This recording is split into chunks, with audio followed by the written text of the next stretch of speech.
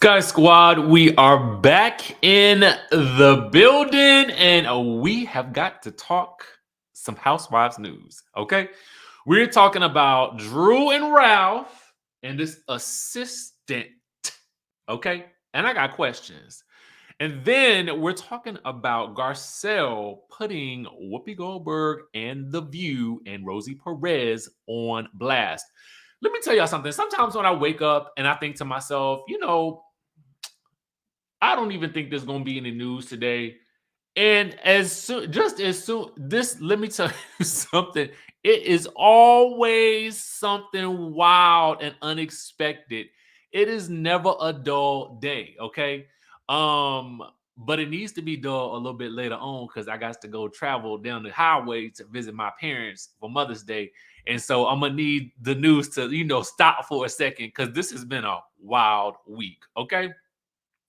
So if you haven't subscribed, go ahead and do so. Hit that notification bell button, hit that subscribe button, and join the texting community so I can text you as soon as the new video drops. Now, with that being said, let's go ahead and stage dive into the first news story that we have to talk about today, okay? And so our first story comes to us from the Neighborhood Talk via page 6, okay? So the headline on the Neighborhood Talk reads that Drew shares why she's still with her husband after the assistant massage drama.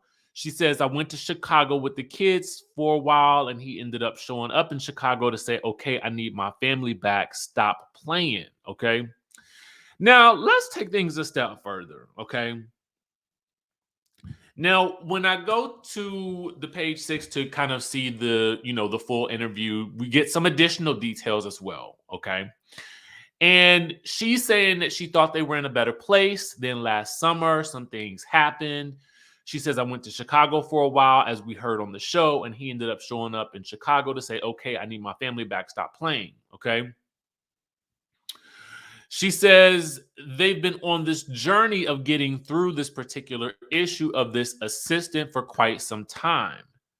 Now, she's also grateful to her castmates because they were there to validate her concerns over her husband's behavior. I do want to say this.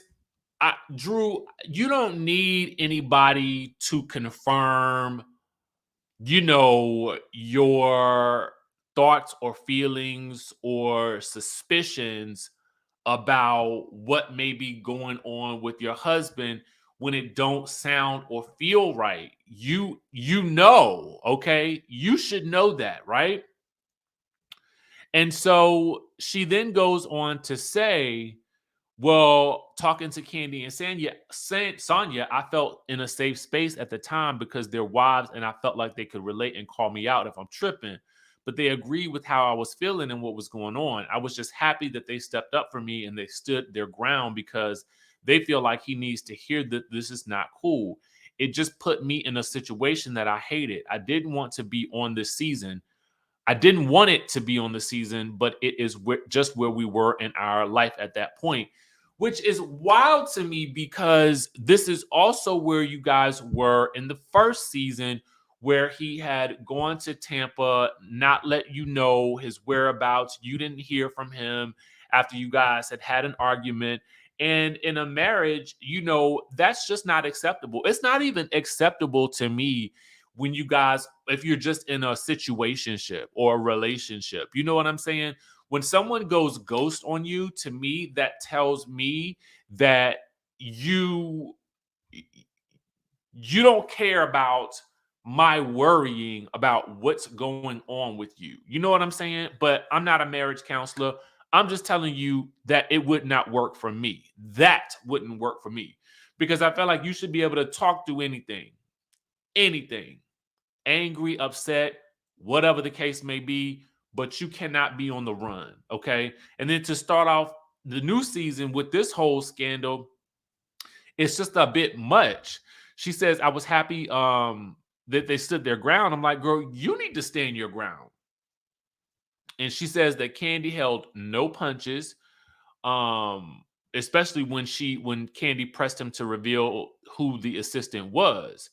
Now, apparently, Despite Candy's efforts, Ralph didn't provide a clear answer, and the mystery of his communication with the assistant will linger throughout the latest installment of this season of Atlanta. Drew says, honestly, I was waiting for her to pop up. It was a whole thing of trying to get to the bottom of it. And I'm still trying to figure out, like, okay, is it resolved? Are we good now? Is she gone forever? I don't know because I don't know this woman. What do you mean you don't know this woman? Still, you have her Instagram based on what Candy had gave us at the time on the episode. So, I mean, for me, for real, you may not know her personally, but it looks to me as though it is confirmed who she actually is by Candy on the episode. So at a certain point in time, what do you mean you don't know if it's over or not? The man should have the woman's, I mean, listen, the woman should be blocked on all social media. The woman should be out of his phone. You know, it shouldn't be any more communication as far as I'm concerned if this is a problem for you in the relationship. Now, notice I said if it is a problem for you in the relationship. All right. She does say that marriage counseling is helping her and Ralph avoid the reality TV divorce curse, okay, that most couples have succumbed to over the years. She says, we literally just stay in counseling because I always think I'm right and he always thinks he's right. So we're just pushing through and we're really showing what a relationship can look like when you choose to stay together and really be vulnerable and work through your various issues. But to me, you know, again, it's like, are you really working through them? Like, if you don't know who this lady is, and she says, I feel like this season people are going to see the layers of Ralph. Yes, he is what you guys see of her strong minded partner, but he's so many other things. And that's ultimately why I married him at the end of the day. He's a good dude. He's a great father. He's very giving. He's very loving. He's very vulnerable at times. And that's what I love about him. Listen, all of those things may be true. And I'm not trying to come down hard on Ralph. But I am saying, Ralph, you continue to do things to your wife that make her look crazy. Like, and they don't necessarily make her look crazy per se. They make you look crazy. And in you making yourself look crazy, you are making your relationship look crazy. Okay. It's one thing for Sonya and her man to be sort of debating about, you know, having more kids. It's a completely different thing for you to continue to do things that make your wife, you know, seem it just it's not a good look. It's really not. And I would go into some rumors that are out in the streets, but what I don't want to see is I don't want to see a marriage fail. So if they can work it out, work it out. But Ralph, you have got to change some behaviors, right? You got to change some behaviors. And so we spent a lot more time on that than I actually wanted to because we need to move on to our next story. So Garcelle's new book is still continuing to make waves in the entertainment industry. Okay. And so the latest is something that I was not expecting. And we get this courtesy of the Jasmine brand, but also this was an excerpt that was posted in page 6 as well. So I want to take a look at what she's saying about Whoopi Goldberg. Now, she is saying that the producers that Whoopi allegedly treated and let me put this alleged badge down here because Lord have mercy, y'all already know how we do it, okay? Now, again, even though these are her words, not mine, but I'm just letting you know this is alleged in her book that Whoopi Goldberg allegedly treated the View producers. She was appalled by how she treated the View producers during her audition and recalls Rosie Perez kicking her under the table. She says it was a shut the F up, B, you're talking too much kind of kick. Okay. So here is I'm assuming this is the appearance in question. Okay. And so here is what Garcelle is saying about the appearance. She says she sat on the panel with Whoopi, Rosie, and Nicole Wallace. and she was shocked by Whoopi. And this is what was written. She says, I was shocked and appalled to see how testy Whoopi was with the show's producers. I was embarrassed and disappointed, to say the least. It was cringeworthy. Okay. She was expecting a friendlier interaction with the host overall, but apparently what she got was a very chilly reception. She says there was a brief, nonchalant recognition that I was the that I was the co-host up to bat that week. No greetings or welcoming niceties, just a hey, and they continued on with the top of the morning meeting with producers. Okay. She says the energy was cold, unfriendly, and standoffish. The atmosphere was so opposite to my friendly nature and definitely not what I had expected or hoped for. Okay.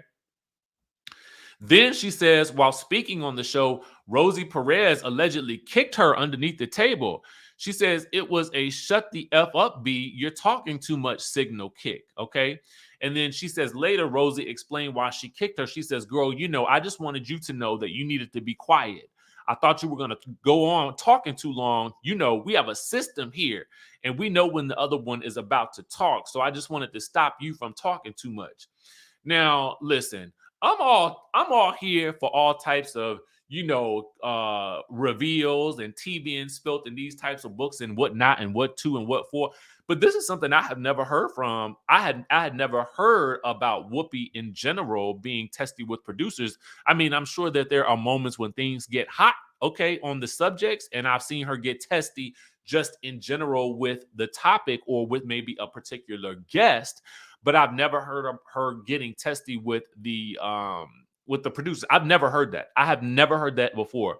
But if Garcelle is saying that it's her experience, then I cannot, but I'm just shocked that she's revealing this about the Whoopi Goldberg in her book. But y'all let me know what y'all think. Listen, I forgot to get my Amazon copy of the book, but I'm going to order it because I want to read all the good tea and stories that she got up in there, because apparently it's a lot of them, okay? But this was one that I'm shocked about, because I'm like, well, y'all look real happy here, but y'all know how a picture can look, okay? Everybody can be cheesing and smiling in the picture, but then go their separate ways and never speak again. Let me know what y'all think about this. Do you guys recall this experience on The View? I want to know if I can go back on YouTube and find it. I'm sure I can. I'm sure I can find a clip of it. I can't put it in the video, but I'm going to go look when I get off the line with y'all. Okay, anyway, that's all we got for right now. Make sure you guys hit that subscribe button. All links will be in the description down below. Make sure you guys hit that notification button, that subscribe button, and I will catch you guys in the next video.